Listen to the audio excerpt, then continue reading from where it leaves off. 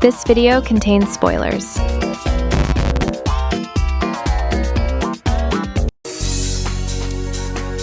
This is Let's Hyperfocus, and in this episode, we're celebrating TADC's biggest pop star.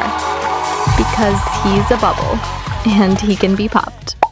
Anyway, in the amazing digital circus, Bubble is usually laughed off as just another surreal, chaotic joke. What if I told you that Bubble is the one driving characters to abstract? Hang on, it isn't as crazy as it sounds.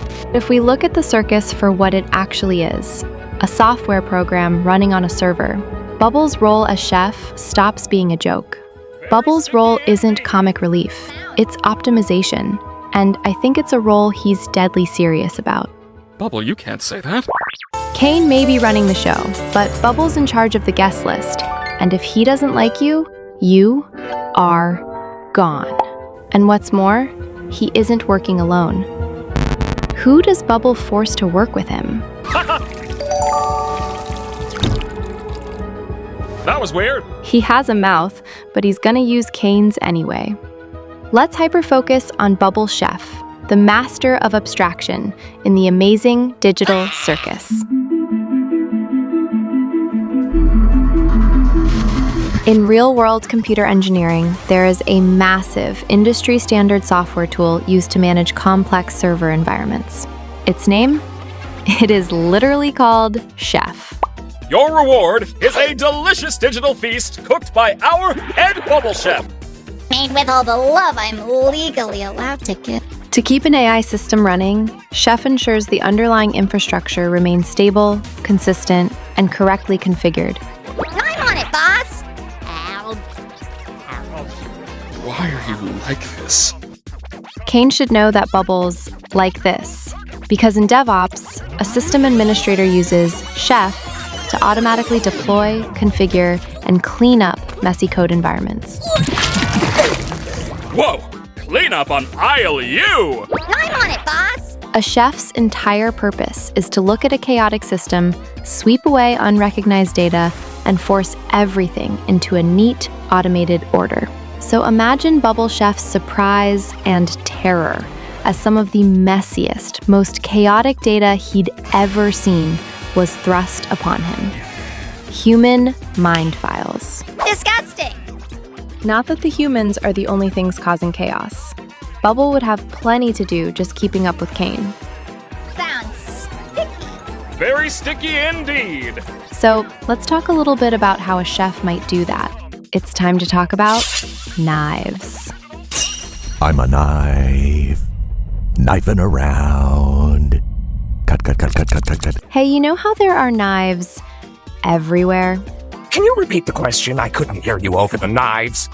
To understand how Bubble operates, let's look at the primary tool used by real-world chef software. Sticking with the culinary theme, when a programmer wants to slice up data, manage files, or force a strict configuration onto a broken system, the command line tool they execute is called knife, just like the utensil. Typically, using the command line tool would not result in anything serrated being involved. But in the world of the digital circus, I could imagine Bubble's frantic attempts to force order manifesting as actual knives that players find Why are there so many knives back here? or have thrown at them. Oh God, are you okay? I'm fine. The programmers knew that there would be guests, right? Maybe Bubble was supposed to be keeping Caine in check and leaving the humans alone. Well, I don't think anyone told him. To Bubble, the guests are highly unoptimized, incredibly bloated mind scan files that are actively causing massive system memory leaks. Humans are chaotic. They bring unscripted emotions. It's called a manic episode, and you're getting 3 more seasons. Anyway. Questionable logic. Sure. Let's try this out. Erratic decision trees. Blondie, take this! Hey, Kinger, is that rope attached to anything? I don't know. Let me check. And shifting traumatic memories. It's me, remember? I don't like myself. into a simulation probably built on rigid mathematical architecture. Imagine if every time a human had a panic attack, the processing power required to simulate their fluctuating consciousness while keeping other systems stable and operational threatened to crash the entire server. You look beautiful, honey. Which, basically, would threaten your very existence. Now imagine that the humans are in a circus, with lots of reasons to panic.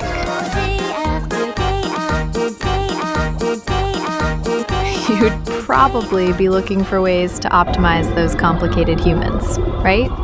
So it makes sense that our favorite little parasite would be seeking out ways to optimize the players, and by extension, their mind files.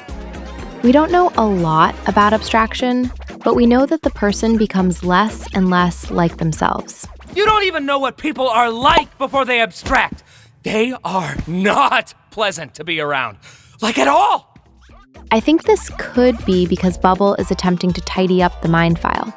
Just like Caine was able to feel Kinger in his code, I think the players start to feel like they are being changed.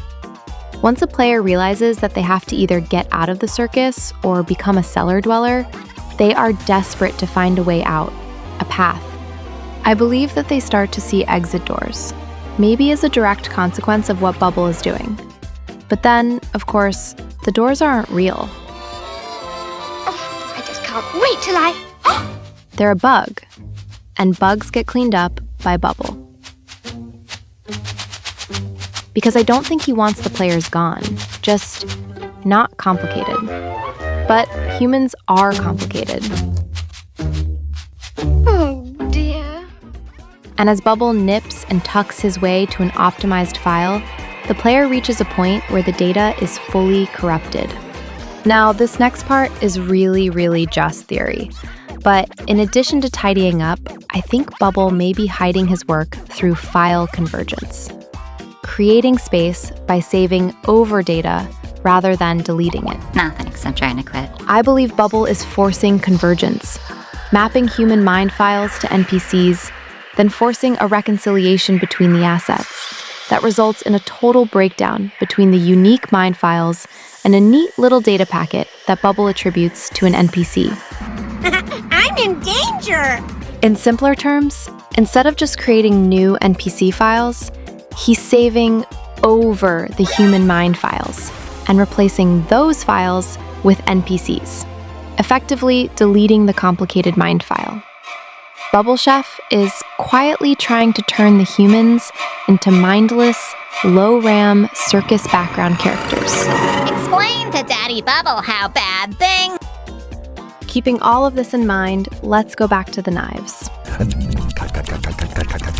In episode 8, Pomni reappears impaled with an array of knives. Oh, God. Are you okay? I'm fine. Think about the underlying logic. The system wasn't really trying to cause her physical harm. Humans can't bleed or die in the circus anyway. We can't exactly die. It's like the whole thing here. Plus, Caine is unable to torment his guests intentionally. Any torment I inflict is 100% accidental, like any good war criminal. And I know that may sound like silly banter, but we do see this directive pop up again as part of Caine's code in episode 8. So there must be some legitimate intention at play. I believe that the circus, a la Bubble, was running knife commands directly on Pomni. Or her mind files. I'm not an expert here. Bubble's optimization routine was actively trying to slice away her localized variables. It was trying to pare her file down, cutting off the heavy, erratic data paths of her mind to make her file small enough for the server to easily process. And because we are in the digital circus, we saw this play out in a literal, violent extreme. Okay? I'm fine. What happens when too much of a person is cut away, or a person's mind files are converged? You get abstraction. Well, kinda. I think abstractions are the sole remaining pieces of humanity left after Bubble does whatever he does, to quote-unquote optimize the mind file. She wasn't the same as before, but she was calm enough to touch one last time before she got sent to the cellar. Abstraction isn't a mental breakdown or a descent into madness, and it certainly isn't giving up. It's the ultimate data corruption event. I'm not a technical expert, but I can imagine that the mind files are sophisticated, protected, and resist being saved over. And that's what the creature we call an abstraction is. The final remnants, the last remaining spectacular bugs that were too resilient to be overridden. Really, there has to be a reason to keep them around. Caine could just confetti them away, but he doesn't. I think Caine places the abstractions into the cellar because he hopes to restore them somehow one day. How can I claim that Caine is hoping to save the abstractions while also claiming that Caine is working with Bubble to abstract the guests?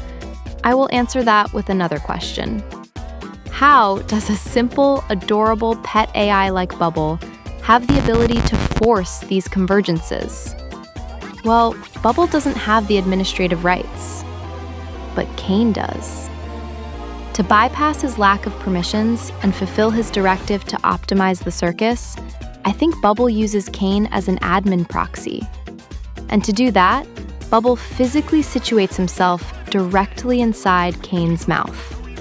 He's literally using Caine's mouth as a cockpit to override system locks and use Caine's admin credentials.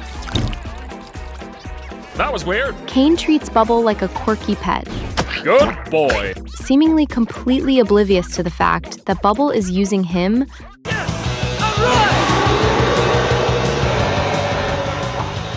like a Power Ranger uses a Zord. Rather abstract than go on your adventures. So if Caine with a tongue is really more like Bubble with a body plus admin rights and an optimization agenda, I think we should take a look at some of the things that version of Caine has done.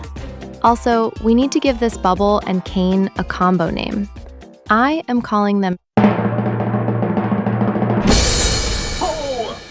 Share.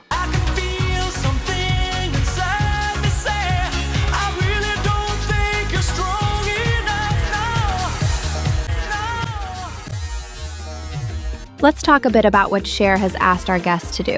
That's a weird thing to say and want. I think you'll see a pattern of the bubble-driven Caine being focused on optimization and figuring out the humans. In the pilot, the adventure was to gather up all the pesky humanoid hash browns that were wreaking havoc. Havoc is never optimized. That's right. The entire circus tent will be infested with gloinks, and you gotta catch them all.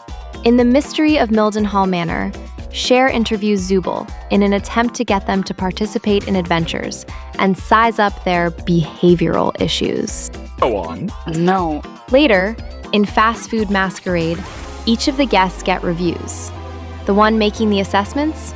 Share again. Sure. Went a little kooky. I will be the first to admit that not every interaction with the bubble-driven Caine is a slam dunk. Oh, like basketball. But there's enough to give me pause.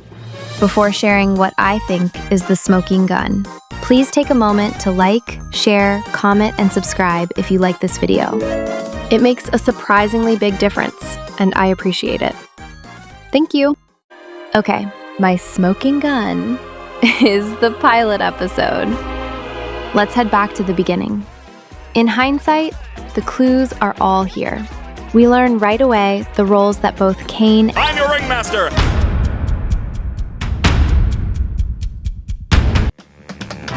the host, I run the place. Caine, that is my name. and Bubble Ow!